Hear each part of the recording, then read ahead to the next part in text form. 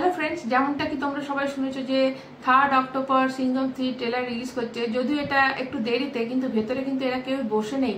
রোহিত শেট্টি এবং জিও স্টুডিও কিন্তু এর মধ্যেই পিভিআর আর আইনক্সের সাথে একটা ডিল করে রেখেছে যে যখনই সিনেমাটা রিলিজ হবে তাদের 60% শো অল ওভার ইন্ডিয়াতে পিভিআর আর আইনক্সে দেখানো হবে এবং বাকি যে 40% তার মধ্যে ধরুন ভুল ভুলাইয়া বা তখন যে সিনেমাটা চলবে সেটা দেখানো হবে।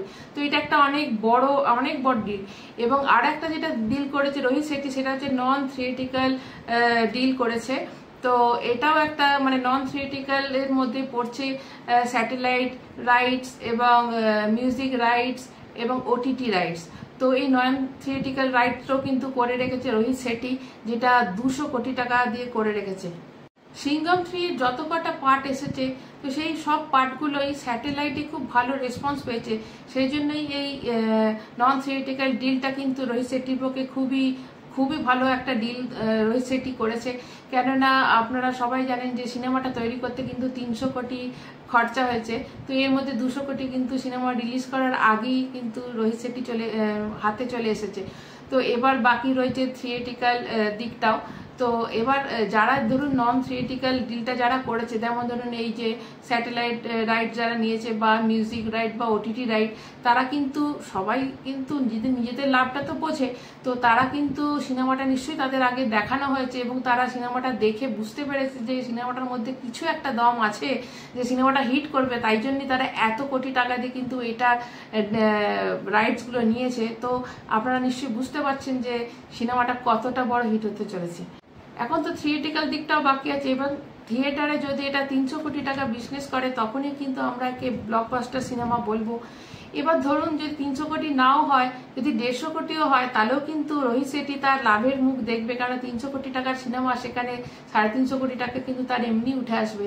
তাহলে খুবই ভালো একটা ডিল করেছে এবং যথেষ্ট বুদ্ধি দিয়ে করেছেন।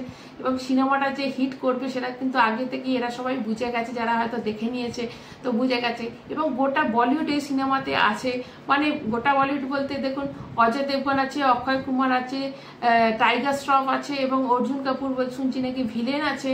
আর নায়িকাদের মধ্যে রণবীর সিং আছে, নায়িকাদের মধ্যে আছে করিনা আছে, দীপিকা পাডুকোন আছে, ক্যাটরিনা আছে শুনছি। তাহলে একটা হিউজ স্টার কাস্ট এর মধ্যে রয়েছে এবং সিনেমাটা কিন্তু একটা ধামাল আসবে, সেটা কিন্তু আগে থেকেই আমরা বুঝতে পারছি।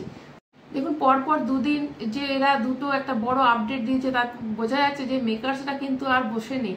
তো আজকে যে 1 অক্টোবর, আজকে কিন্তু একটা বড় কোনো নিউজ আসতে পারে, এটা আমার মনে হচ্ছে আজ বা কাল। কেননা অনেক দেরি হয়ে গেছে, এখন চলে আসাই দরকার। যদিও জানেন যে পোস্টারটা কিন্তু এগুলো এখনো ফ্যান বেস দ্বারা ওই পোস্টারটা মেড করা রয়েছে, ওদের থেকে এখনো কোনো পোস্টার আসেনি।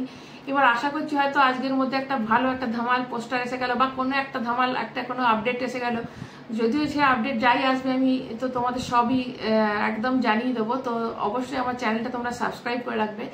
তো এরপর তোমাদের আমি বলি যে ভুল ভুলাইয়ার ট্রেলার নিয়ে, যে ভুল ভুলাইয়ার যে টিজারটা রিলিজ করেছে তাতে যে একটা মিক্সড রিভিউ এসেছে, না ভালো রিভিউ আসেনি। এবং বিদ্যা বালানের ক্যারেক্টারটা নিয়ে সবাই একটুখানি খুব হতাশা। তো সেই জন্য মেকার্সরা ভাবছে 10 অক্টোবর তাদের একটা বড় ধরনের বড়সড় তারা একটা ট্রেলার রিলিজ করবে। এবং যতদূর শোনা যাচ্ছে সিনেমা রিলিজ করার আগে তারা আরেকটা ট্রেলার রিলিজ করতে পারে। তাহলে দুটো তাহলে তারা ট্রেলার রিলিজ করবে। একটা তো টিজার রিলিজ অলরেডি হয়ে গেছে, কেননা তারা বুঝতে পারছে যে ট্রেলারটা টিজারটা খুব একটা ভালো হয়নি, সেই জন্য তারা ট্রেলার আনতে চলেছে। এবার দেখা যাক ট্রেলারটা কেমন আসে। তো দুটো সিনেমায় যে একে অপরকে টক্কর দিতে রেডি, তো সেটা তো বোঝাই যাচ্ছে। এবার দেখা যাক কোন সিনেমাটার কিরম হয়। তো তোমাদের কেমন লাগলো এবং তোমরা কাকে বেশি পছন্দ করছো অবশ্যই আমাকে কমেন্টে জানাবে। একটা লাইক তোমরা অবশ্যই করো, চ্যানেলটা সাবস্ক্রাইব করো। এখনকার মতো এটুকুই, টাটা।